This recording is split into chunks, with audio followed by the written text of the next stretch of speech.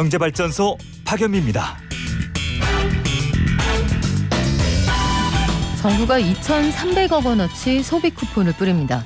위드 코로나를 기점으로 소비 심리 되살려보자는 겁니다. 외식이나 여행, 공연복이나 체육시설 등록에 혜택을 주는데 성장폭이 줄어든 3분기 GDP의 단기 처방책입니다. 한데 이건 언손 녹이는 핫팩 같은 거라서 민간 소비를 근본적으로 늘릴 수는 없습니다. 최선의 대안은 확진자를 줄여서 4차 유행 뒤에 급격히 위축된 서비스를 살리는 겁니다. 그러니까 4%를 희망하는 올해 경제는 찬바람 부는 지금부터가 본 게임입니다. 다들 이기는 게임 준비하고 계시죠? 10월 27일 수요일, 여러분은 지금 삶을 발전시킬 경제발전소를 듣고 계십니다. 코로나19 방역 조치에 따른 자영업자 손실보상이 오늘부터 시작됩니다. 대상과 금액 정확히 알려드리고요. 내년 1월부터 총부채 상환 비율 DSR 2단계가 실시된다고 하는데 이게 우리 삶에 어떤 영향을 미치는지 분석해드립니다. 올해 연간 무역액이 1조 달러를 넘어설 것으로 보이는데 사상 최고치입니다. 관련 소식 정리합니다. 그리고 어제 3기 신도시 공공택지에 대한 민간 개발 이익, 여기에 대한 참여연대의 의견 표명이 있었거든요. 향후의 개선 방안은 무엇인지 세종대 임재만 교수와 함께 정리해 보겠습니다. 오늘의 증시에서는 간밤 미국 증시 그리고 오늘 우리장 전망해 봅니다. 박연미의 경제픽.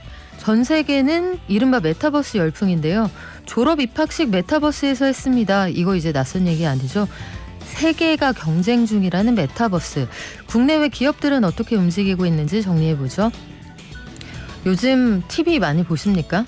TV 많이 안 본다는 분들이 늘어나고 있지만 그 와중에도 간밤에 종영한 스트릿 우먼 파이터 이 글로벌 조회수가 수천만 회씩 나오는 메가히트 프로그램인데 반면에 음악 예능의 전성시대는 좀 저물고 있다 이런 얘기도 있군요. 국내 최고의 평론가 김영대 평론가와 알아보겠습니다.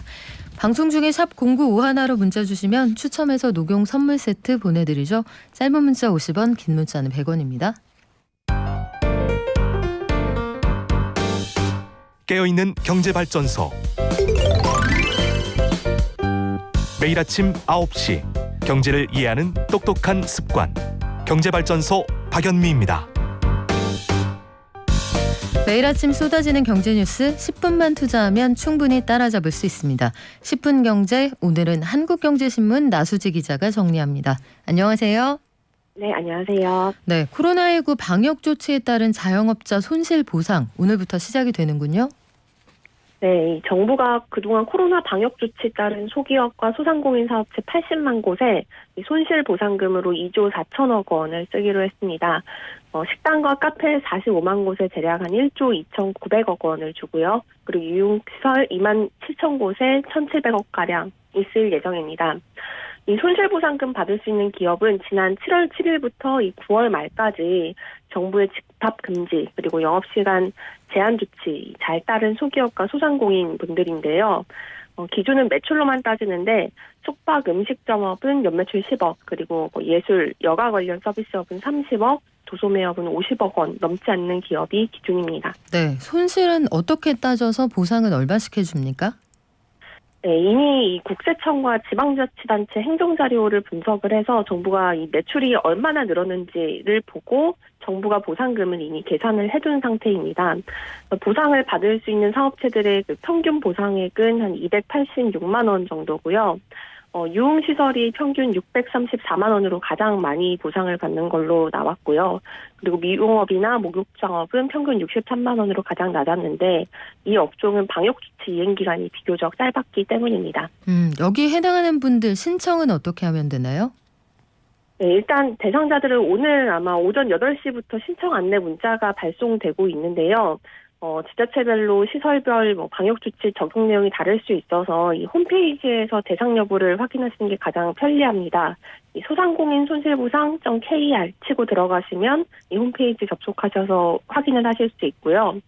만약에 여기 들어가셔서 제가 처음에 말씀드린 기준에 해당이 되시는데도 이 보상 대상에 포함되지 않은 경우라면 오늘부터 전용 홈페이지에서 증빙 서류 업로드하고 그리고 확인 보상을 신청을 하실 수도 있습니다. 네, 이번에는 가계부채 대책이 또 나왔다는 소식도 들어와 있군요. 어떻게 줄입니까?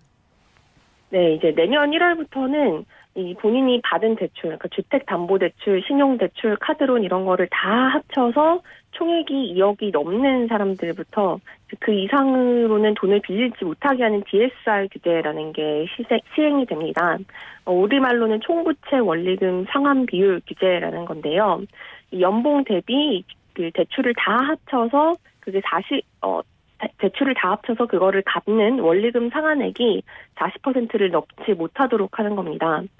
예를 들어서 지금은 시가 6억 원 초과인 주택을 담보로 대출을 받을 때에만 이 총부채 원리금 상환에 따라서 이 DSR이 40%로 제한이 되는데 앞으로는 총대출이 2억 이상이면 무조건 DSR을 40%로 규제를 하겠다는 겁니다. 이게 원래는 내후년 7월부터 시행될 예정이었는데 내년부터 시작이 되는 거고요. 이어서 내년 7월부터는 총대출이 1억만 넘겨도 또 같은 규제를 받게 됩니다. 시기를 앞당긴 특별한 이유가 있습니까? 아무래도 좀 부동산 시장 과열이 가장 큰 영향을 미친 걸로 보이는데요.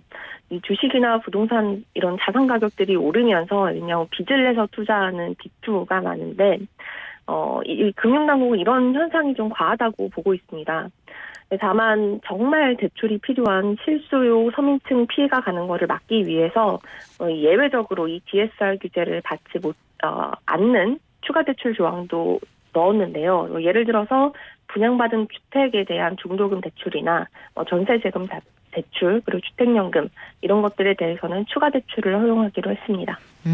코로나19 이후에 경기 회복세는 그야말로 K자로 벌어지고 있습니다. 수출은 좋고 내수는 어렵다 이런 얘기가 나오는데 일단 수출 이상무 이걸 보여주는 통계가 있군요.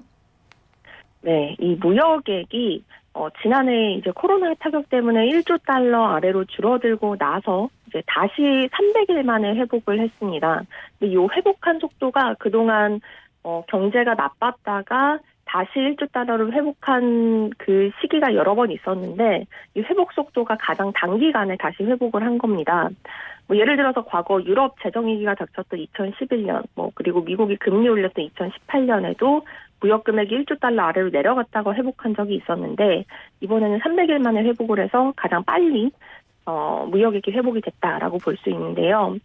이렇게 좀 빠르게 경기가 회복할 수 있었던 거는 우리나라 반도체, 친환경 자동차, 2차 전지 이런 것처럼 최근 성장하는 업종에서 국내 기업들이 좀 글로벌 경쟁력을 유지했기 때문이다라는 분석이 나오고 있습니다. 네, 지금 자동차 회사들도 그래도 안 좋은 상황에서 분투했다 이런 실적들이 나오고 있더군요. 우리 기업들이 앞으로 얼마나 더 뻗어나갈지 지켜보겠습니다. 지금까지 한국경제신문 나수지 기자였습니다. 고맙습니다. 네, 감사합니다. 네, 시민들의 경제공부방 경제발전소가 청취자 여러분의 의견을 모읍니다. 제작진은 더 나은 모습으로 찾아뵙기 위해 여러 가지 의견을 들을 예정인데요. 만 40세부터 54세. 왜 이렇게 정했을까요? 네, 깊은 뜻이 있겠죠. TBS 홈페이지 배너 참조하시면 되고요. 어제는 인스타그램에 링크가 있습니다 말씀드렸는데 그쪽 경로는 이용하시기가 어려운 모양입니다. 설문 완료해 주시면 모바일 상품권 드리고요. 자세한 내용은 설문조사 본문 내용 참조해 주시기 바랍니다.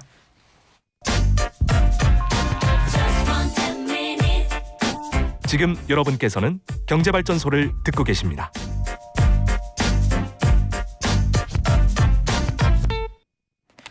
요즘 대장동 사건 이후에 택지 개발 그리고 그에 따른 이익을 어떻게 나누는 것이 정의에 부합하느냐 사회적으로 굉장히 큰 관심사입니다. 어제 이에 대해서 한 가지 의견을 낸 참여연대의 기자회견이 있었는데요. 어떤 내용들이 쟁점이었는지 세종대 산업대학원 임재만 교수의 의견 들어보죠. 안녕하세요. 네, 안녕하십니까. 임재만입니다. 네, 어제 3기 신도시 공공택지 개발에 대해서 참여연대가 기자회견을 했는데 일단 분석 대상 지역이 어디입니까? 예, 참여연대가 어제 기자회견을 열고 3기 신도시 5곳의 공공택지 민간 매각 규모와 민간 건설사의 개발 이익 추정치를 발표했는데요. 이 3기 신도시 5곳이라고 하면 고양 창릉, 하남 교산, 인천 계양, 남양주 왕숙, 부천 대장, 지구 이렇게 5곳입니다. 네, 지금 관심들이 가장 많은 그러니까 서울에 인접해 있는 지역을 먼저 보신 건데 결과가 어떻습니까? 예, 3기 신도시 공공택지의 민간 매각 규모가 뭐 최근 관심이 많은 대장동 개발 사업의 한 20배 정도에 달합니다. 여기에서 민간 사업자의 개발 이익이 약 8조 원에 이를 것이라고 저희가 분석을 했는데요. 이 5곳 중에 3곳은 국토부가 토지 이용 계획을 발표했습니다. 하남, 교산, 인천, 계양, 남양 쪽 암석 이 3곳인데요. 여기에서 민간에 매각될 토지가 절반 이상입니다. 그리고 아직 지구계획이 발표하지 않은 고양, 창릉, 부천, 대장에서도 약 40% 정도는 민간 분양을 위해서 택지가 매각될 것이라고 보이고요. 전체적으로 한 7만 5천 세대가 민간에 분양될 주택을 위해서 토지가 매각될 것으로 보입니다. 8조 원을 넘길 것으로 추산된다 이렇게 말씀을 하셨는데 여기가 끝이 아니잖아요. 추가 공급 예정지가 더 있죠? 네, 그렇습니다. 뭐 LH 사태를 유발했던 광명, 시흥 지구가 굉장히 큰 규모로 예정이 됐는데 아직 발표는 안 돼 있죠. 구체적인 계획은. 그 이후에도 계속 조그만 그 공공택지들 계속 발굴하고 있고요. 아마도 토지 공급에 대한 진척은 뭐 제대로 좀 이루어지고 있는 것 같아서 지금 같은 방식으로 계속 사업을 한다면 민간 건설사에게 돌아갈 개발 이익이 엄청난 규모에 이를 거라고 생각을 합니다. 일단 조 단위의 지금 예상치가 계속 나오고 있는 상황인데 국민들이 가장 관심을 갖는 건 원주민 그리고 새로 입주하는 사람들에게 이 혜택이 좀 돌아가야 한다는 거거든요. 3기 신도시 사업이 제2의 대장동 사업이 되지 않으려면 어떻게 해야 될지 고민이 되는데 일단 가장 걱정하시는 부분이 뭡니까? 예, 아마도 공공의 권한, 토지를 수용할 수 있는 권한을 이용해서 택지를 조성했는데 말하자면 이제 공공사업의 필요에 의해서 수용을 할 수 있는 권한을 정부가 그러니까 헌법에서 주고 있는 거거든요. 그런데 그 토지를 이용해서 민간이 돈을 벌 수 있도록 민간에 매각한다라고 하는 게 가장 큰 문제인 것 같습니다. 그럼 저희들이 네네 예, 말씀하시죠. 저희들이 참여연대가 주장하는 거는 이렇게 공공성을 위해서 조성한 택지는 계속 공공성 있는 택지로 이용해야 된다라고 하는 관점에서 가능하면 민간에 매각을 하지 않는 방식으로 택지 조성을 하고 이용을 했으면 좋겠다라고 제기한 것입니다. 그러면 민간의 땅을 안 팔고 공공이 가지고 있으면서 이용을 하자. 구체적으로 이걸 그 액션 플랜으로 만든다면 어떻게 하자는 말씀이세요? 가능하면 이제 공영 개발을 하는 거죠. 그래서 공공이 시행을 하는 겁니다. 일각에서는 공공이 시행한다니까 민간 건설사 참여를 배제하자는 주장으로 우려하는 시선도 있는데요. 네. 민간 건설사는 시공사로 참여를 하는 거고 민간 건설사가 공급한 주택은 민간 브랜드를 갖고 분양을 합니다. 그래서 LH 아파트가 아니라는 거고요. 민간 아파트라는 거죠. 그래서 시행 업무에서 사실 개발 이익이 많이 발생하고 그 시행사가 개발 이익을 다 가져가는 구조로 우리가 공공사업을 하고 있기 때문에 네. 이 공공택지 개발에 있어서 공공이 시행하고 민간 건설사는 시공에 참여하고 민간 브랜드를 달고 분양을 하면 그런 우려는 해소할 수 있다고 생각합니다. 그런데 이 건설 시장에서는 또 이런 반론은 할 수 있을 것 같아요. 일단 공공개발이 절대선이 아니다. LH 사태를 봐라. 한동안 질타받지 않았느냐. 이 얘기를 할 수 있을 것 같고 또 한 가지는 이번에 대장동 사건에서도 우리가 느꼈던 딜레마이지만 대규모로 택지를 조성할 때 민간의 조력 없이 이게 가능하냐. 현실적으로 민간의 자금력이 필요하다 이런 주장도 있거든요. 여기에 대해서는 어떻게 보완할 수 있습니까? 민간의 자금력이라고 하는 게 사실 금융기관에서 돈을 빌리거나 아니면 자본시장에서 채권 발행 같은 걸 통해서 자본을 조달하는 거거든요. 민간의 조력이라고 하는 게 자금을 끌어들이는 데 있어서의 조력이 아니라 자본을 공급하는 데 있어서 조력이거든요. 이거는 기존의 금융시장이나 자본시장을 이용해서 공공이 이미 하고 있는 겁니다. 그래서 이제 그런 의미에서는 민간의 조력이 필요하다라고 생각하지 않고요. 다만 이제 이 공공택지를 주택으로 분양하는 과정에서 민간의 조력이 필요하다라고 말씀을 하셨는데 그거는 공공이 시행하고 민간이 시공에 참여하는 것만으로도 충분히 해결할 수 있는 문제라고 생각합니다. 그러면 공공 LH가 사실상 시행사 역할을 하고 지금처럼 이제 대규모 건설사들이 시공사로 참여를 하면 화천대유 같은 그런 시행사들은 여기에서 끼어들 틈이 없어지는 거네요. 그렇죠. 이제 소규모 민간 개발 사업에서는 당연히 민간이 수행을 하는 거겠지만 앞에서 말씀드린 것처럼 공공 택지를 조성하는데 국가가 강제 수용권을 주는 공익 사업이라는 거죠. 이 공익 사업은 공익의 우선성이라는 조건과 공익의 지속성이라는 조건을 갖춰야 된다라는 측면에서 택지를 민간에 매각하는 것은 가능한 한 최소화해야 된다라고 하는 게 이 공익 사업의 원칙이라고 생각합니다. 네, 교수님, 제가 우리나라 그 택지를 조성하고 아파트를 분양하는 과정에서 참 독특하다고 여기는 게 이름을 알 수 없는 작은 시행사가 몸집이 엄청나게 큰 대규모 건설사를 부리는 방식으로 택지 개발하고 아파트 분양이 이루어지잖아요. 예. 남들도 그렇게 합니까? 외국에서도? 이게 IMF 이전에는 건설사들이 직접 시행과 시공을 같이 했습니다. 그런데 이제 IMF를 맞으면서 이 시행 업무가 갖고 있는 위험성이 크기 때문에 시행 업무와 시공 업무가 분리되는데요. 대부분 다른 나라에서도 좀 큰 프로젝트는 이런 위험을 분리시키기 위해서 시행 업무와 시공 업무는 다르고요. 다만 이제 우리는 시행 업무를 하는 시행사가 다른 나라보다 좀 규모가 영세하다고 하는 네. 특징을 갖고 있습니다. 그리고 이제 시행 업무를 하는 회사들이 영속적인 회사도 있지만 특정한 프로젝트를 위해서 페이퍼 컴퍼니처럼 설립하는 그런 회사가 많고요. 대부분 지금 현재 우리나라 개발 업무 과정은 말씀하신 방식으로 이루어지고 있다고 봐도 거의 무방합니다. 자, 그러면 우리가 여러 가지로 제2의 대장동 사태가 벌어질 수 있는 가능성은 농후한 상태인데 앞으로 어떤 부분을 보완하면 이런 문제들을 좀 해소할 수 있을까요? 예, 크게는 토지에서 발생하는 불로소득을 어떻게 차단할 것이냐, 또 불로소득이 발생했다면 어떻게 환수할 것이냐, 이런 좀 고민이 좀 필요하다고 생각이 들고요. 지금까지 말씀드린 것처럼 공공택지는 민간의 매각을 최소화하면서 공영 개발을 하면 화천대유 같은 대장동 같은 민간에게 돌아가는 이익을 최소화할 수 있다라고 생각이 들고요. 그다음에 이제 불로소득이 발생했을 경우에 환수하는 것은 지금 현재 있는 개발이익 환수에 관한 법이라든가 또는 이제 토초세와 같은 새로운 어떤 제도를 다시 도입해서 개발이익을 환수하는 방식이 좀 필요하다고 생각합니다. 그럼에도 민간에서 벌어지는 개발이익, 그러니까 민간에서 벌어지는 개발이익의 발생과 사유화 문제는 여전히 발생할 수 있다고 생각이 들어서요. 기본적으로 이제 토지에 대한 보유세를 강화하는 것이 전체적으로 제도를 완성하는 큰 그림이 될 수 있다고 생각합니다. 네, 그런 의견을 두루 참고해서 제도 개선이 빨리 이뤄졌으면 좋겠습니다. 지금까지 세종대 산업대학원 임재만 교수와 함께했습니다. 고맙습니다. 예, 감사합니다. 요즘 가을 날씨 참 좋죠. 오늘은 오랜만에 미세먼지 소식을 좀 전해드리게 되는데 저녁쯤에는 해소가 된다고 합니다. 전국의 주요 국립공원, 주요 관광지의 임시 선별검사소 운영 중이거든요.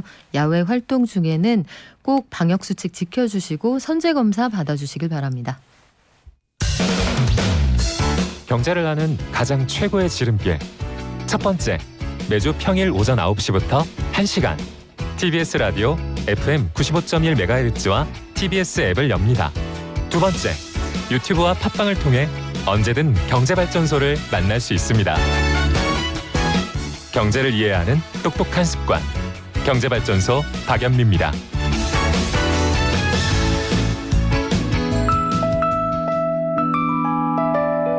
개미 한 마리, 개미 두 마리, 개미 세 마리가 사과를 들고 하나, 둘, 셋. 네, 녹록지 않은 개미의 하루. 오늘은 어떻게 될까요? 키움증권의 한지영 연구원이 미리 보기 해드립니다. 안녕하세요. 네, 안녕하세요. 네, 간밤 뉴욕 증시부터 정리 부탁드립니다.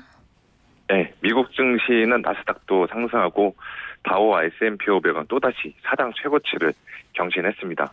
그런데 전체적으로 시장 흐름이 장 초반에는 강했다가 장 후반에는 상승폭을 반납하는 전강 후약의 장세를 보인 성격이 있었는데요. 일단은 9월에 신규 주택 판매 그리고 10월 컨퍼런스 보드의 소비자 심리 지수 같이 주요 경제 지표들이 예상보다 잘 나왔고 또 3분기 실적 시즌 기대감이 미국 증시의 장 초반의 상승 동력으로 작용을 했습니다. 그런데 이제 또 고점에 대한 부담감이 있다 보니까 장 중반 이후에 얼마 전에 천슬라를 기록한 테슬라 등 주요 테크주들이 차익 실현 압박을 받으면서 장중 상승폭을 반납하며 끝내 소폭 상승하는 데 그친 이러한 하루였습니다. 지금 분위기가요. 헷갈리는 게 네. 증시가 되살아나는 겁니까? 아니면 그런 척 네. 하다가 마는 겁니까? 좀 애매한 구간일 수도 있는데 일단은 악재들이 그러니까 뭐 델타 변이 확산이든 그다음에 인플레이션이든 공급난이든 악재들이 완전히 해소된 것은 아닙니다. 그래서 대표적으로 공급난과 같이 이러한 이슈들은 여전히 현재 진행형인데 물론 현상은 진행 중에 있지만 저는 우려는 정점에 달했다라고 보고 있고요. 또 시장 같은 경우는 현상보다는 먼저 반응하는 경향이 있으니까 이렇게 우려가 정점에 달했다는 거는 지금 증시에 긍정적으로 작용하고 있는 것으로 보입니다. 또 10월 컨퍼런스 보드 소비자 심리 지수에서 하나 좀 고무적인 부분은 지금 미국 소비자들 같은 경우 인플레이션에 대해서 여전히 우려와 부담을 느끼고 있지만 본인들이 예상하는 향후 미래에 대한 소비 지출 의지는 오히려 개선되었습니다. 그래서 지금 블랙 프라이데이 등 연말 본격적인 소비 시즌을 앞두고 물류 대란, 병목 현상과 같은 공급난 문제가 이렇게 소비를 위축시킬 것이다 라는 불안감들이 제기가 되고 있지만 이렇게 불안했던 거에 비해서 소비 시즌은 예상보다 견조하게 진행될 것으로 보이고 있고요. 그래서 전체적으로 시장 분위기는 지금 최악의 상황은 지나가고 있다 라고 평가를 할 수가 있습니다. 네, 터널의 끝이 좀 보인다는 말에 참 희망을 주는데 뉴욕 네. 증시 분위기 우리 증시에도 이어졌나요? 약간은 그 단절이 된 모습일 수도 있는데요. 지금 코스피 같은 경우는 0.3%대 하락세를 보이고 있습니다. 아무래도 미국 증시는 상승했지만 코스피도 최근에 계속해서 올라오다 보니까 전체적으로 단기적인 숨고르기 장세를 보이고 있고요. 그래도 그 안에서 이제 개별 업종 종목 단에서는 좋은 주가 흐름을 보이는 종목들이 있습니다. 그래서 현대차, 기아차와 같은 경우는 예상보다 실적이 좋을 것이다라는 기대감이 반영돼서 올라오고 있고 또 게임주 같은 경우도 여전히 투자자들의 많은 관심을 받으면서 긍정적인 주가 흐름을 보이고 있습니다. 반면에 오늘 대형주들 중에서는 HMM이 8에서 9%대의 급락세를 보이고 있는데 이거는 한국해양공사가 보유한 HMM의 전환사채 6천억 원치를 주식으로 전한다는 소식이 악재로 작용했습니다. 아무래도 주식시장은 수급 앞에 장사가 없다고 네. 이렇게 6천억 원에 달하는 주식이 향후에 잠재적인 매도 물량으로 나올 수 있다라는 우려가 작용하고 있기 때문에 지금 HMM 주가는 단기적으로 이렇게 주가가 급락하고 있는 것으로 파악이 되고 있습니다. 네, 요 사이에 그래서 많이 나오는 얘기가 네. 요럴 때는 약간 올랐을 때 탈출하는 네. 게 장사다 이런 얘기도 있거든요. 현금 비중을 늘리자 이렇게 주장하는 재테크 강사들도 꽤 많은 것 같은데 한지영 네. 연구원은 어떻게 보시나요? 현금 비중 정말 10% 정도 늘려도 괜찮다고 보는데 지금 많이 늘리는 것을 좀 지양해야 된다고 보는 게 지금 저는 봤을 때 시장의 바닥은 잡아가고 있다고 생각하고 있습니다. 따라서 만약에 현금 비중 늘리려고 주식을 팔았다가 나중에 그 주식을 다시 들어갈 때 그 가격에 진입 못할 가능성이 있거든요. 오히려 더 비싼 가격에 진입을 해야 되는데 그러한 위험을 감내할 만큼 지금 시장 분위기는 나쁘지 않다 보니까 저는 그냥 들고 가시는 게 좋다라고 말씀을 드리고 싶습니다. 네, 혹시 증권사 다니셔서 그런 건 아니죠? 예, 아닙니다. 증권사 다니면은 오히려 매매를 네. 자주 유도하겠죠. 샀다 팔았다 하시라고. 그렇죠. 증권사는 드리지 수수료 않고요. 수입이 주수입이기 때문에 안 네네. 좋은데 좋다고 하진 않습니다. 네. 네. 지금까지 키움증권의 한지영 연구원이었습니다. 고맙습니다. 네, 감사합니다. 돈이 굴러가는 기본적인 흐름. 잘 먹고 잘 사는 게 주식 관련해서 가짜 정보가 많더라고요. 용어라든지 이런 게 너무 어려우니까 잘 모르는 사람들도 쉽게 접할 수 있는 서민들 정책을 많이 좀 알려줬으면 좋겠습니다. 바쁜 생활 속에서 반드시 챙겨야 하는 경제 소식. 경제 이슈의 핵심을 짚어드립니다. 발빠른 경제발전소 박연미의 경제픽. 네, 메타버스 얘기 저희 많이 전해드리고 있는데 지난 월요일에도 메타버스 ETF가 테마 ETF 중에 인기를 끕니다 전해드렸어요. 3차원 가상세계라고 하면 느낌이 좀 오실까요? 들어도 알 것 같기도 하고 모를 것 같기도 하고 어제는 삼성동 코엑스에서 제1회 메타버스 코리아가 개막을 하기도 했습니다. 성큼 다가왔다는 얘기죠. 산업계에선 이걸 선점하기 위한 경쟁이 뜨겁다고 하는데 디지털 투데이의 IT 전문 기자 황치규 기자가 정리해드립니다. 안녕하세요. 안녕하십니까. 네, 일단 그 페이스북이 메타버스 때문에 간판을 바꾼다 이런 얘기가 있어요. 네, 그렇습니다. 얼마 전 더버지라고 하는 IT 전문 외신 매체에서 네. 페이스북이 이번 주 이제 현지 시간으로 28일이니까 아마 우리 시간으로는 29일 새벽이 될 것 같은데요. 페이스북이 매년 이제 VR 관련한 연례 기술 컨퍼런스를 엽니다. 커넥트 컨퍼런스라고 하는 컨퍼런스를 열었는데 그 자리에서 마크 저커버그 CEO가 직접 이제 페이스북 사명을 지금 이제 뭐 메타버스를 상징하는 브랜드로 좀 바꾸겠다라고 보도를 해서 관심을 많이 끌었고요. 지금 뭐 새 이름이 좀 아직 공개되지는 않았지만 페이스북은 좀 사명 변경을 계기로 좀 그 소셜 미디어에서 메타버스 플랫폼으로서의 정체성을 더욱 강화하려고 하는 것으로 보입니다. 후보가 뭔지도 아직 아무도 모르나요? 뭐 이름 자체는 아직 뭐 후보군에서 몇 가지가 나오고 있는데 뭐 약간 좀 유머러스한 내용으로 그냥 좀 그 커뮤니티에서 돌고 있는 정도고요. 구체적으로 뭐 어떤 부분이 될지는 제가 오늘 좀 그 행사 전에 좀 이름이 공개될 수도 있다고 해서 제가 좀 체크를 좀 해봤는데 오늘 아침까지는 뭐 아쉽게도 이름이 발표되지는 않았더라고요. 그렇군요. 이게 그 어떤 이름을 후보에 놓고 고르느냐에 따라서 이 회사 가고자 하는 정체성이 좀 뚜렷해지잖아요. 그렇죠. 예전에 농협이 야구단 인수한다 이런 얘기 있었을 때 이 뭐 네티즌들의 장난입니다만 무슨 갤러리 이런 곳에 농협이라고 하면 농협 여치즈 아니면 벼멸구스 이런 거 어떻습니까? 이런 후보작이 올라서 저희가 크게 웃은 적도 있었는데요. 페이스북의 위트 그리고 지향점을 저희가 한번 곰곰이 살펴보겠습니다. 그런데 페이스북이라고 하는 이 단어가 상징하는 이 빅테크의 어떤 한 장르가 있잖아요. 그러면 페이스북이 가지고 있는 이 정체성이 아예 역사 속으로 사라지는 건가 이걸 걱정하는 분들도 있어요. 뭐 페이스북이라는 이름과 페이스북이라고 하는 서비스가 사라지는 건 아닐 것 같고요. 뭐 구글도 지금 나스닥에는 구글이 아니라 알파벳이라고 하는 지주사 이름으로 상장이 되어 있지 않습니까? 그 지주사 브랜드 아래서 구글과 유튜브, 뭐 웨이모 같은 다양한 이제 그 사업 부문들이 이제 개별적으로 활동을 하고 있는 건데요. 페이스북도 이제 사명이 좀 바뀌게 되면 페이스북과 이제 페이스북 산하에 좀 인스타그램도 있고 왓츠앱도 있고 오큘러스 같은 이제 VR 사업 부문도 있기 때문에 페이스북도 이 여러 브랜드들과 함께 페이스북의 하나의 사업 중에 하나로 좀 계속 활동을 하게 될 것 같습니다.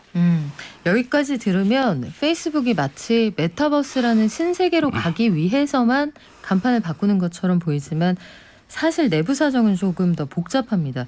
이 페이스북이 최근에 보면 내부에서 비윤리적인 사업을 해왔다 혹은 인사상의 갑질이 있었다 한 내부자의 폭로가 있었잖아요. 이것 때문에 간판을 바꿀 수밖에 없었다. 즉 동부그룹이 DB가 될 수밖에 없었던 그런 사연이 있다. 이렇게 주장한 사람들도 있더라고요. 타이밍이 좀 묘하기는 하죠. 뭐 좀 최근 뭐 페이스북의 상황이 좋지는 않습니다. 말씀하신 대로 이제 내부 폭로로 인해서 좀 공공의 이익보다 어떤 회사의 사익을 지나치게 반복적으로 추진했다는 부분도 있고 이제 이러면서 이제 사용자들의 반감이 굉장히 커진 상황이거든요. 안 그래도 이제 페이스북은 좀 안티가 여러 빅테크 기업들 중에서도 좀 뭐 마크 저커버그 CEO 입장에서 좀 거북스러울지는 모르지만 유독 좀 안티가 상대적으로 많았던 회사였는데 최근 이런 일련의 이슈들이 좀 불거지면서 정치권에서도 좀 규제 압력이 더 거세지고 있고 주가도 뭐 이렇게 뭐 그 이슈가 불거지는 동안에 좀 하락을 했거든요. 여러 부분들에서 어쨌든 또 회사가 가는 메타버스로의 방향성을 좀 강조하는 측면은 이런 좀 일련의 사건들로 회사 이제 분위기를 좀 쇄신해야 된다라는 필요성도 어느 정도는 반영되지 않았을까 하는 관측이 많은 것은 사실입니다. 네, 그룹들이 CI를 바꿀 때 보통 일이 아니잖아요. 아마 나름대로 굉장히 치열한 고민이 있었을 텐데 국내로 눈을 돌려볼까요? 국내 게임 업계에서도 메타버스 선점 경쟁이 치열하다고 하는데 넷마블 FNC, 이 넷마블 자회사죠. 네. 이 회사가 가상의 아이돌 그룹을 만듭니까? 네. 그 뭐 이번 주에 좀 발표가 좀 났는데요. 그 이제 카카오 엔터테인먼트 같은 이제 좀 나름 분야별로 이렇게 역량이 있는 회사들하고 네. 좀 협력을 해서 좀 이게 이제 순수하게 이제 버추얼로 존재하는 아이돌, K-팝 아이돌을 내년에 선보인다고 발표를 했고요. 좀 양사가 갖고 있는 서로의 좀 장점을 결합해서 좀 버추얼 아이돌을 좀 내놓겠다고 하는데 지금까지 이제 뭐 SM 엔터테인먼트 같은 데서는 에스파 같이 이제 그 버추얼 아바타 하고 굉장히 긴밀하게 연결된 네. 형태의 아이돌 그룹들이 있긴 했었는데 좀 순수하게 이렇게 좀 버추얼 아이돌로만 활동하는 K-팝 스타를 내놓겠다고 해서 좀 관심을 많이 끌었습니다. 아, 그러니까 이번 아이돌은 진짜 그 현실에 존재하는 사람이 아예 없는 네. 정말로 메타버스 안에서만 활동하는 아이돌 그룹이 탄생을 하는 거죠. 뭐 그렇게 볼 수도 있고 메타버스에는 뭐 아이돌이 밖으로 뭐 나올 수 있는 기회들도 좀 있겠죠. 아, 현실화. 이제 뭐 다양한 브랜드 상품이나 뭐 또 굿즈라든지 이런 형태로 해서 오프라인 환경에서도 연결이 되겠지만 실질적으로 어떤 뭐 공연을 본다거나 네. 이런 부분들을 할 때는 뭐 좀 메타버스 안으로 들어가야 되지 않을까 이렇게 보고 있습니다. 이게 그 잘 아시겠지만 그룹 에스파의 경우에는 거기에 카리나 씨가 AI 상이다. 우리가 고양이상, 강아지상이다 이런 말이 있었는데 AI 상이다 이런 말을 만들어낼 정도로 이 가상 아바타하고 연결되어 있는 그 그룹 에스파의 세계관에 관심들이 굉장히 많은 상황이거든요. 네. 그러면 업체들이 그동안은 내놓고 말을 안 했을 뿐 요 기회를 잘 보고 있었다는 얘기인데 한국 최초로 모바일 게임 서비스를 시작했던 회사 컴투스라는 회사 있습니다. 네. 그때 처음에 취재하실 때 이렇게까지 클 줄 아셨어요? 뭐 제가 있을 때만 해도 컴투스는 그 피처폰 시절에 이제 통신사 휴대폰에 이제 뭐 간단한 게임을 좀 개발하면서 이제 꽤 국내 최대 모바일 게임 업체로 이제 성장을 했던 회사고 한때 좀 스마트폰으로의 대응이 조금 늦었었는데 또 어쨌든 역량이 있기 때문에 단기간에 따라잡았고 지금 이제 뭐 모바일 전문 게임 업체로서의 위상을 계속 이어가고 있는 가운데서 이 이제 좀 모바일 이 게임비르라는 회사랑 이제 합병을 했어요. 컴투스하고 게임비리 합병을 하면서 이제 차세대 비즈니스로 최근 이제 메타버스에 대해서 거액을 투자하겠다는 계획부터 M&A 뭐 좀 해서 좀 메타버스 쪽에서는 최근 좀 관심을 많이 끌고 있습니다. 오, 그래요. 경영권 인수 작업에도 나섰다고 하는데 네. 어떤 회사를 인수를 한 거죠? 영화 승리호를 이제 보셨는지 모르겠는데 이 영화에 좀 CG를 좀 담당했던 그 위지웍 스튜디오라는 회사의 경영권을 좀 인수를 했고요. 최근에는 이제 좀 뭐 영광 좀 멀리 보고 이제 내린 선택 같지만 블록체인 분야에 NFT라고 하는 말을 좀 들어보셨는지 모르겠는데 NFT 전문 업체들에도 좀 인수까지는 아니더라도 전략적 투자들을 진행을 하고 있습니다. 이게 이제 장기적으로 보면 메타버스와의 관련성을 좀 언급을 하고 있고요. 그래서 좀 그 컴투스 외에도 지금 뭐 사실 제가 아침에 보도 자료를 열면 그 메일함의 보도자를 보면 이제 메타버스 관련 자료들이 요새 최근 많아져가지고 제목에 메타버스로 시작하는 자료가 굉장히 많아요. 그 이제 뭐 최근 들어 부쩍 늘었습니다. 그래서 제가 이제 따라가기도 좀 벅찰 정도로 굉장히 늘었는데 컴투스 외에도 이미 뭐 넥슨이나 카카오 게임즈 같이 이미 상장돼 있는 그 큰 대형 게임 업체들도 지금 메타버스 관련 M&A들을 적극적으로 추진을 하고 있거든요. 그래서 게임 업체 행보는 지금 굉장히 빠릅니다. 게임 업체들은 안 그래도 컴퓨터 그래픽에 좀 특화가 돼 있는 회사들인데 여기에 가상현실 회사들까지 인수를 해서 메타버스 시대에 대응을 하고 있다. 우리 그 메가 포털입니다. 네이버 산하의 제페토 여기에서도 대규모 투자 유치 소식이 있더라고요. 네, 뭐 국내에서 지금 뭐 하나를 꼽으라면 그래도 가장 좀 기반이 탄탄한 메타버스 쪽으로는 탄탄한 좀 플랫폼이 제페토로 볼 수 있는데요. 좀 최근 이제 보도들 나오는 걸 보면 뭐 소프트뱅크 비전 펀드 2를 포함해서 좀 그 글로벌 투자를 유치를 하고 있다고 합니다. 한 규모가 뭐 2천억 된다는 얘기도 있는데 규모 뭐 아직 확정된 건 아닌 것 같고요. 어떤 제페토 자체도 지금 현재 메타버스 분위기에서 이게 뭐 한국만을 위한 플랫폼은 아니고요. 이제 글로벌 시장에서 하나의 승부수로 띄우는 포석으로 지금 글로벌 투자를 진행을 하고 있고 투자금이 좀 확보를 되면 그 플랫폼에서 활동할 어떤 창작자, 유력한 창작자들을 좀 지원할 수 있는 플랫폼으로 포지셔닝을 하려고 하는 것 같고, 네, 최근에 이제 좀 관심을 갖고 좀 보실 만한 게 크리에이터 이코노미라는 말이 조금 나오고 있거든요. 이게 크리에이터 이코노미. 예, 뭐 좀 뭐 이름이 어렵네요. 두루뭉술 하지만 사실 이제 창작자나 그 인플루언서들이 좀 어떤 디지털 플랫폼을 좀 활용을 해서 그 어떤 자기의 활동 영역을 넓히거나 수익을 좀 올릴 수 있도록 플랫폼들이 좀 지원하는 개념을 그냥 좀 묶어서 요즘 이제 뭐 국내외적으로 크리에이터 이코노미라는 표현을 좀 쓰는데 그 제페토 같은 경우는 좀 이 투자를 통해서 그 제페토를 크리에이터 이코노미 플랫폼으로서의 좀 그 정체성을 많이 강화를 하려고 하는 것 같습니다. 그래요. 이 크리에이터 이코노미, 창작자들이 만들어가는 경제활동이 가능한 아주 대표적인 플랫폼 혹은 게임이 있다면 그게 바로 아마 로블록스가 아닐까 싶어요. 미국에서도 10대들이 거의 하루 종일 여기서 산다. 국내에도 뭐 마찬가지입니다. 전 세계적으로 메타버스 열풍에 불을 지핀 첫 게임이라고 볼 수 있는데 로블록스의 오늘은 어떻습니까?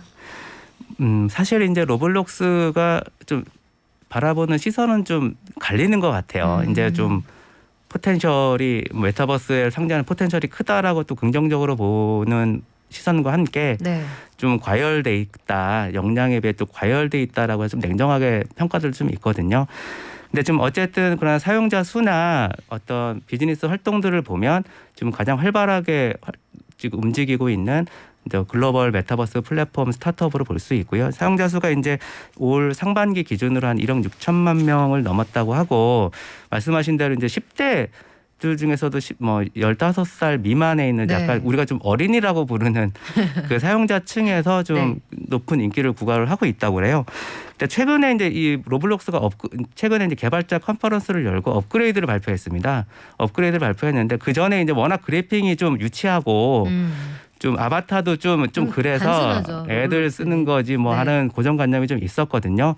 근데 최근 좀 업그레이드 된 걸 보면 일단 그래픽이나 아바타의 퀄리티 자체가 그 좀 실제 사람에 좀 가깝게 좀 더 가깝게 많이 업그레이드가 됐고 이 로블록스도 제페토와 마찬가지로 이제 개발자들이 활동할 수 있는 어떤 장을 열어주는 개념이거든요. 이것도 어떻게 보면 크리에이터 이코노미 플랫폼인데 그런 이제 좀 크리에이터들이 좀 더 많은 수익을 올릴 수 있도록 다양한 도구들도 좀 개선을 업그레이드를 했습니다. 그래서 좀 앞으로 좀 제페토나 이제 로블록스가 단순히 그냥 게임이 아니라 하나의 크리에이터 플랫폼으로 진화하는 모습을 지켜보는 것도 되게 좀 흥미로울 것 같습니다. 네, 로블록스는 참여자들이 직접 게임을 만들어서 이용할 수도 있거든요. 최근에 들어가 보니까 오징어 게임의 게임 자체가 등장을 했더라고요.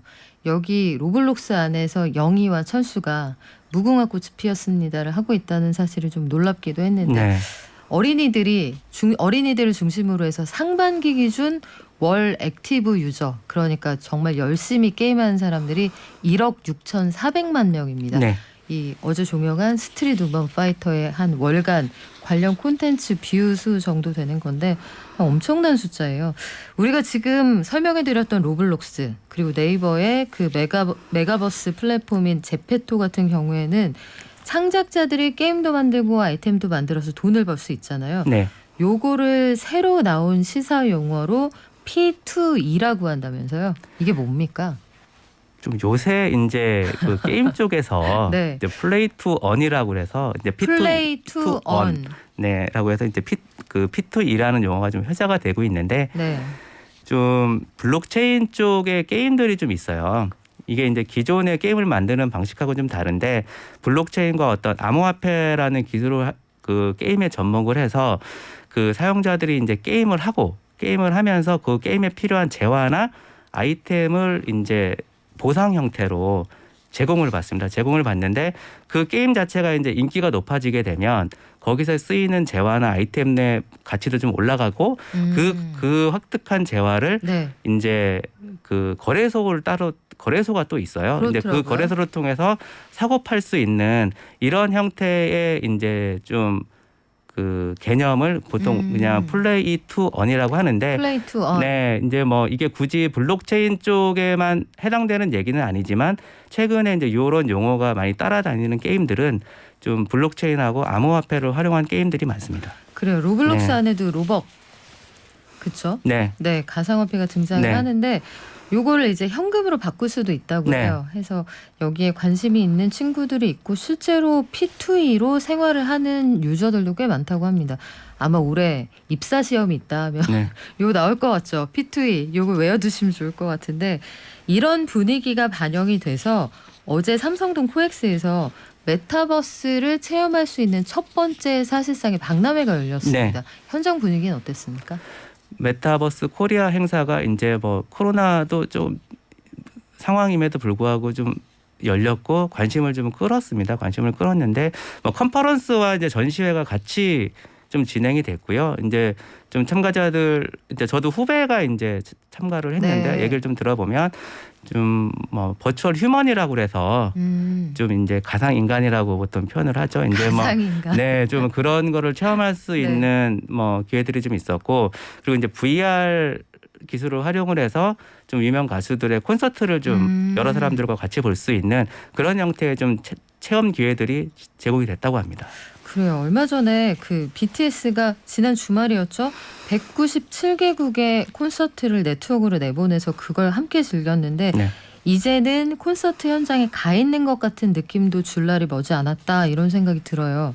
그런데 싸이월드가 돌아온다고 해서 우리 한동안 되게 기대했잖아요. 네. 우리 시대가 생각하는 1세대 메타버스인데 물론 2차원 수준에 그치는 것처럼 보였지만 싸이월드는 요즘 어떻게 하고 있는지 메타버스화 한다더니 이거는 어떻게 되고 있어요?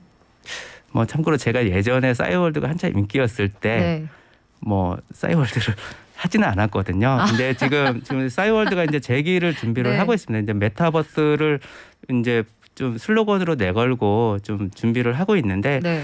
오픈을 한다고 하는 얘기는 조금씩 들리는데 이게 완전 오픈이 아니라 조금씩 이렇게 선보이는 형태로 진행이 되고 있어서 실질적으로 이제 달라진 싸이월드가 좀 정확히 어떤 모습일지는 좀 더 시간이 좀 필요할 것 같습니다. 그래요. 저는 한참 인기 있을 때 싸이월드 출입 기자였는데 네. SK 계열사였잖아요. 네. 그때는 뭐 싸이월드 다이어리 받으려고 네. 뭐 난리도 아니었습니다. 싸이월드 굿즈 이런 것들의 효시였는데 싸이월드가 어떻게 변화하게 될지 궁금하고요. 자, 마지막으로 요새는 증시에서도 메타버스라는 말을 갖다 붙이면 네. 증시에서 프리미엄이 붙을 정도로 메타버스라는 말이 갖는 힘이 있거든요. 네. 근데 아직까지는 손에 잡히지는 않고 뭔가 있긴 있는 것 같기도 하고 황치규 기자님 지금 거의 뭐 근 20년 IT를 전문으로 취재를 하셨는데 메타버스의 미래, 황치규 기자가 보는 메타버스의 미래는 어떻습니까? 뭐 제가 그걸 알면 뭐 많은 것들을 할 수 있을 것 네. 같은데 그냥 이제 좀 뭐 그래도 관심 갖고 지켜보는 입장에서 뭐 제가 좀 어떻게 보면 고민하는 포인트일 수도 있을 것 같아요. 근데 좀 메타버스라는 이제 말이 갑자기 이제 좀 불어닥쳤습니다. 이게 한 이제 뭐 얼마 안 해외도 됐어요. 그렇고 네. 한국도 그렇고 이제 갑자기 불어닥치면서 이제 저도 뭐 아까도 말씀드렸듯이 자료에 뭐 이것저것 워낙 많은 자료들이 나오고 있는데 이게 메타버스 원래 다 있던 것들이 많거든요. 그래서 좀 우리가 지금 뭐 거품론을 우려하는 목소리도 네. 많고 그래서 실질적으로 그러나 지금 우리가 메타버스에서 얘기하는 그런 환상적인 어떤 시나리오들이 현실화되기까지는 좀 상당한 시간이 좀 걸릴 것 같고요. 이제 그런 부분들을 충분히 고려하시면서 메타버스에 관련돼 있는 또 메타버스가 뭐 모두가 다 같은 메타버스가 아니잖아요. 기업들이 그렇죠. 또 다양한 메타버스의 방법론이 존재하기 때문에 그런 부분들을 조금 이제 좀 관심 있게 좀 구체적으로 살펴보고 그리고 마크 저커버그가 얘기했듯이 이거 네. 하루아침에 이루어질 수 있는 일이 아니고 머나먼 어떤 장기적인 여정이다라고 했던 부분을 충분히 고려해서 이 메타버스에서 일어나는 관련 업계들의 마케팅이나 네. 뭐 기술 전략들을 좀 살펴보시면 좀 괜찮을 것 같습니다. 네, 그건 황치규 기자님이 해주세요. 알겠습니다. 생각해보니 네이버, 카카오 전에 다음이었죠. 그들이 있기 전에 프리첼도 있었고 네. 코리아닷컴도 있었지만 네. 다 역사의 뒤안으로 사라졌습니다. 코넷아이디, 쌈장도 있었는데 말이죠. 네. 옥석 가리기가 필요한 시점이 아닌가 싶습니다. 디지털투데이의 황치규 기자와 함께했습니다. 고맙습니다. 감사합니다. 겁나 많은 거짓 정보와 가짜 뉴스. 공정한 경제를 말합니다. 깊이 있는 경제발전소 박연미의 경제탐사. 여러분, 본격 예능, 본격 음악 예능 나는 가수다가 등장한 게 2011년입니다. 7명의 가수가 경연을 하는 그런 프로그램이었는데 1세대 스타 PD 김영희 PD가 이걸 만들고 될 거냐 안 될 거냐 너무너무 떨리는 마음으로 첫 방을 봤는데 모든 치킨집에서 이걸 틀어서 터졌구나 했다는 얘기를 제가 들었습니다. 그래서 이후에 한동안 방송가에는 복면가왕, 비긴 어게인, 뽕숭아학당, 쇼미더머니 이런 프로그램들이 유행이었는데 언제부턴가 음악 예능 약간 질리지 않아 이런 반응도 있는 것 같아요. 왜 그렇게 포화 상태가 됐고 앞으로 어떻게 될지 국내 최고의 평론가 김영대 평론가와 알아볼게요. 안녕하세요. 안녕하세요. 김영대입니다. 그 코는 뭐죠? 이런 걸 시키세요. 저희가 할로윈을 앞두고 뭐 딱히 나가서 놀 수도 없고 아직까지는 방역 수칙이 엄혹하니 집에서 잠깐 즐거운 시간을 보내시라고 빨간 코를 한번 준비해봤는데 어떤가요? 다른 게스트들한테 안 시키고 저를 희생양으로 삼으시는 것 같습니다. 노노. 희생양 노노. 국내 최고의 평론가에 대한 어떤 리스펙트. 그걸로 알아주시면 좋겠는데 네네. 저희가 그래서 화사한 블랙에 빨간 코로 데뷔를 오늘 노렸죠? 드레스 코드를 맞춰봤습니다. 김영대 평론가는 음악 예능 즐겨보시나요? 즐겨봐야만 하는 직업이에요. 그쵸. 네.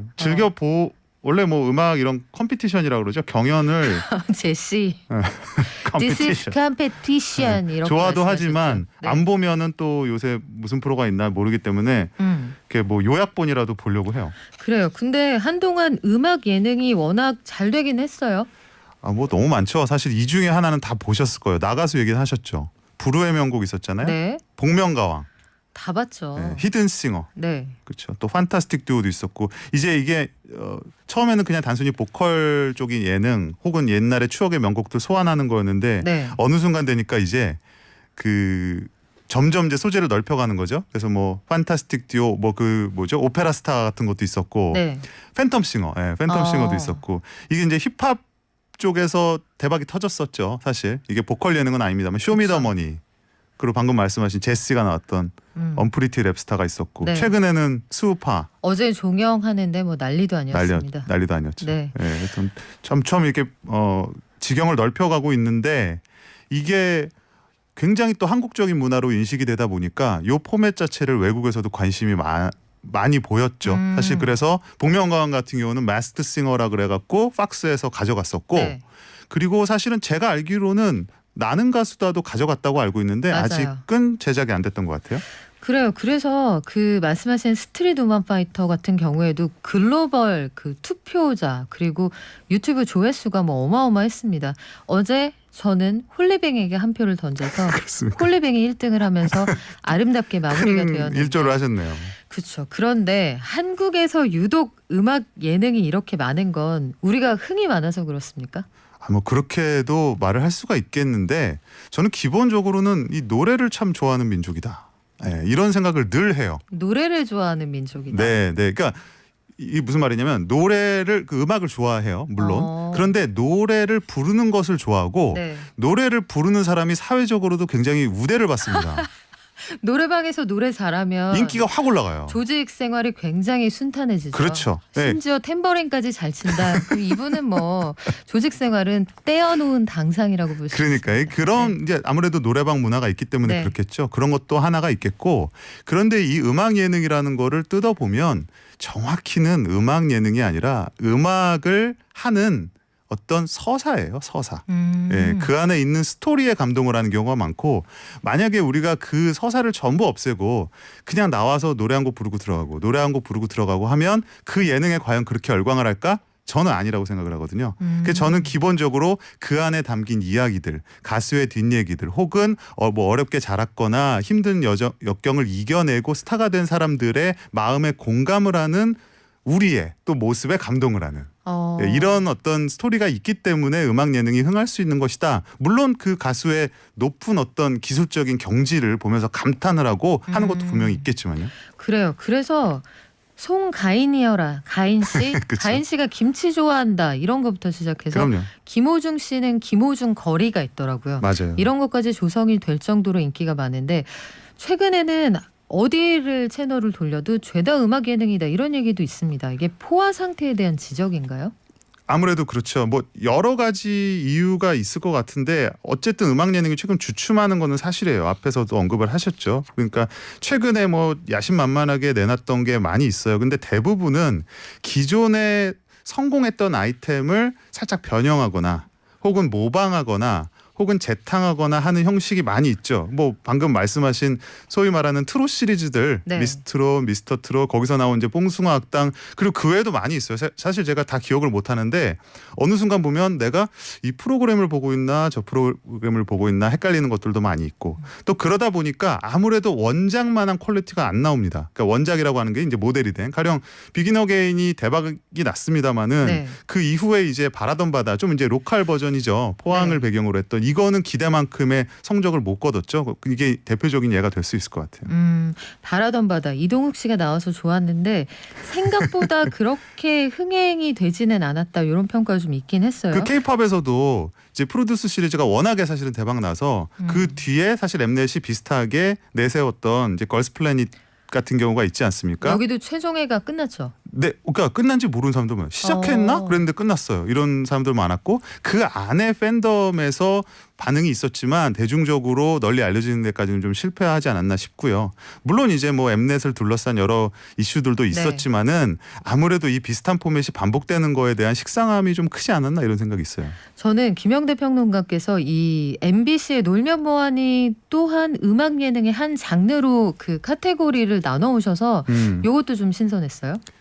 그렇죠. 이게 그 뭐랄까요, 가만히 보면은 결국에는 음악을 활용을 한 예능을 이제 표방을 하는 거죠. 그 외에 장치들을 많이 넣지만 이제 그런 것도 기본적으로는 요게 음악이 들어가고 스토리가 들어가고 그 안에 뭐 유머 코드가 들어가거나 이렇게 했을 때 사람들이 재밌어하는 거를 알고 있고, 또 그런 것들이 가령 이 TV를 많이 보는 청취자들, 좀 중장년층이라든지 이런 포인트를 건드릴 수 있는 부분들이 많기 때문에 사실 음악을 완전히 표방하는, 가령 나가수 같은 예능, 그다음에 뭐 예능, 그러면서 그거를 표방한 또 다른, 활용한 다른 예능들도 이제 등장을 하고 있는 거죠. 그러다 보니까 이제 포화 상태는 점점 가속화되고 있죠. 자, 음악 예능의 포화 상태다. 그러면 차별화를 하거나 아니면 새로운 방식의 예능을 기획해야 된다는 얘기인데, 김영대 평론가의 솔루션은 뭡니까? 줄여야 됩니다.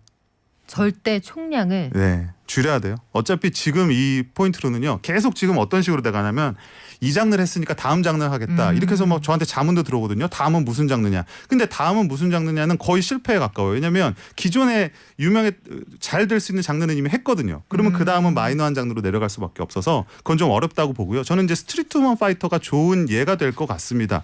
하나의 새로운 방향성이거든요. 가수가 아니라 댄서.